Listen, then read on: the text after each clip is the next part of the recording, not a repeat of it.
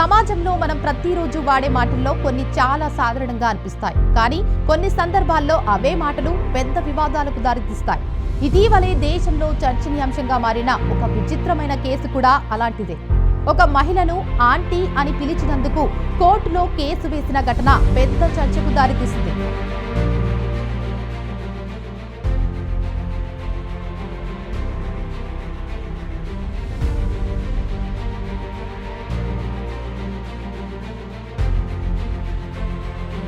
Aunty అని పిలిచాడని case, court ఇచ్చిన సంచలన తీర్పు. సమాజంలో మనం ప్రతిరోజు వాడే మాటల్లో కొన్ని చాలా సాధారణంగా అనిపిస్తాయి. కానీ కొన్ని సందర్భాల్లో అవే మాటలు పెద్ద వివాదాలకు దారితీస్తాయి.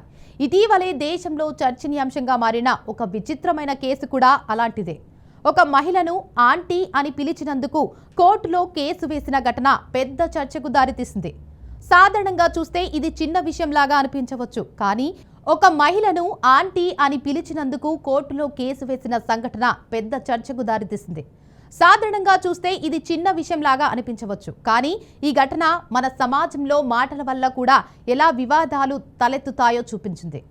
ఈ కథలో ప్రధానంగా ఉన్నది ఒక సాధారణ సంభాషణతో మొదలైన గొడవ.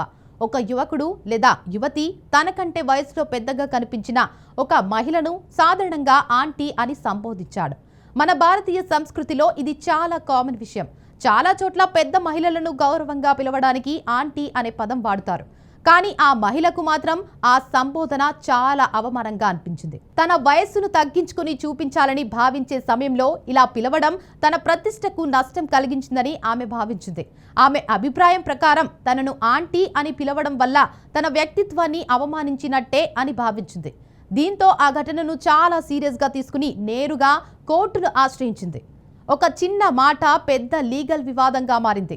ఈ కేసు కోర్టుకు వెళ్లడంతో అందరి దృష్టి ఈ విషయంపై పడింది. ఆంటీ అని పిలవడం నిజంగా అవమానమా లేక సాధారణ సంబోధన అనే ప్రశ్నలపై చర్చలు మొదలయ్యాయి. కోర్టులో విచారణ ప్రారంభమైన తర్వాత రెండు వర్గాల వాదనలు వినిపించాయి. కేసు వేసిన మహిళా తరపు న్యాయవాదులు మాట్లాడుతూ ఒక వ్యక్తిని ఎలా సంబోధించాలి అనే విషయంలో కూడా గౌరవం ఉండాలని వాదించారు. ఎవరైనా తమను ఎలా పిలవాలి అనే విషయం వారి వ్యక్తిగత భావాలకు సంబంధించిందని చెప్పారు. ఎవరికైనా ఆ పదం అవమానంగా అనిపిస్తే అది భావోద్వేగాలకు నష్టం కలిగించవచ్చని పేర్కొన్నారు. ఇక మరోవైపు ప్రతివాదులు మాత్రం పూర్తిగా భిన్నమైన వాదన చేశారు. ఆంటీ అనే పదం భారతీయ సమాజంలో చాలా సాధారణంగా వాడే పదమని తెలిపారు. ఇది ఎవరినైనా అవమానించేందుకు ఉపయోగించే పదం కాదని చెప్పారు. చాలా మంది పెద్ద మహిళలను గౌరవంతో పిలవడానికి ఈ పదం వాడుతారని కోర్టుకు వివరించారు. కాబట్టి దీనిని అవమానంగా పరిగణించడం సరైంది కాదని వారు వాదించారు. ఇక ఈ కేసు విచారణ జరుగుతున్న సమయంలో సోషల్ మీడియాలో కూడా పెద్ద చర్చ మొదలైంది. కొందరు ఆ మహిళను సమర్థిస్తూ ఎవరికైనా ఒక పదం అవమానంగా అనిపిస్తే అది గౌరవించాల్సిందే అన్నారు. కానీ మరికొందరు మాత్రం ఈ కేసును కొంచెం అతిశయోక్తిగా చూస్తున్నారు. ఒక సాధారణ సంబోధనను కోర్టు వరకు తీసుకెళ్లడం అవసరమా అని ప్రశ్నించారు. చివరకు ఈ కేసులో కోర్టు కీలకమైన తీర్పునిచ్చింది.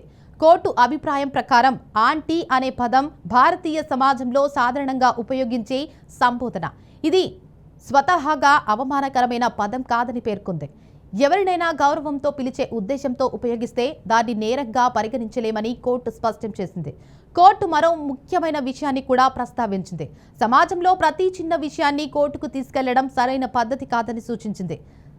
సామాజిక సంబంధాల్లో కొన్ని విషయాలను పరస్పర అవగాహనతో పరిష్కరించుకోవాలని పేర్కొంది. చిన్న చిన్న సంభాషణలను పెద్ద లీగల్ వివాదాలుగా మార్చడం సమాజానికి మంచిది కాదని కూడా కోర్టు వ్యాఖ్యానించింది. ఇక ఈ తీర్పు తర్వాత ఈ కేసు దేశవ్యాప్తంగా చర్చకు దారితీసింది. కొందరు కోర్టు నిర్ణయాన్ని సమర్థించగా మరికొందరు వ్యక్తిగత గౌరవాన్ని కూడా ప్రాధాన్యం ఇవ్వాల్సిన అవసరం ఉందని అభిప్రాయపడ్డారు. అయితే ఈ ఘటన మనకు ఒక ముఖ్యమైన విషయాన్ని గుర్తు చేస్తుంది. మనం వాడే మాటలు ఇతరులకు ఎలా అనిపిస్తాయో కూడా ఆలోచించాల్సిన అవసరం ఉంది. ఇక మరోవైపు ఈ కేసు ఒక సామాజిక కోణాన్ని కూడా చూపించింది. భారతీయ సమాజంలో పెద్దలను గౌరవంగా సంబోధించే పద్ధతులు చాలా ఉన్నాయి. అన్న, అక్క, అంకుల్, ఆంటీ వంటి పదాలు సాధారణంగా వాడుతుంటాం. ఇవి ఎక్కువగా గౌరవంతోనే ఉపయోగిస్తారు. కానీ కాలం మారుతున్న కొద్దీ ఈ సంబోధనలపై కూడా కొత్త అభిప్రాయాలు వస్తున్నాయి. ఈ ఘటన చివరికి ఒక చిన్న మాట ఎంత పెద్ద చర్చకు దారితీస్తుందో చూపించింది. మనం మాట్లాడే ప్రతి మాట కూడా ఇతరుల భావాలను ప్రభావితం చేయవచ్చు. అందుకే సంభాషణలో మరింత జాగ్రత్త అవసరం. అదే సమయంలో చిన్న చిన్న విషయాలను పెద్ద వివాదాలుగా మార్చకుండా పరస్పర గౌరవంతో పరిష్కరించుకోవడం కూడా అంతే ముఖ్యమైన విషయం.